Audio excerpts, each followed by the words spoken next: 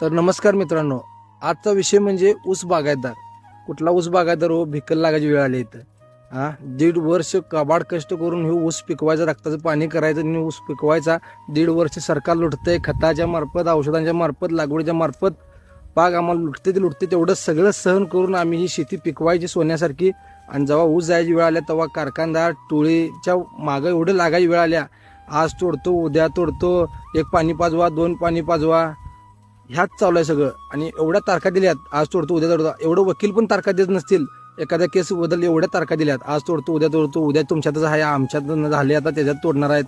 असं करत करत आमची ऊस आता वाळत आल्यात. बघा असले झेंड फुटले त्याला. हे कुठल्या धर्माचं किंवा जातीचं झेंड नव्हत, हे झेंड आहेत शेतकऱ्याच्या मुळा उठलेला. याच्यामुळे वजन पूर्णपणे ऊसाचं कमी येतंय. नाही म्हणलं तर एकराला 5-6 टनाचा दणका बसतोय. आणि बसलाय सोडा आम्हाला. शेतकरी शेवटी सगळं शेतकरी सहन करणार आहे. सगळी वाट लागली आमची.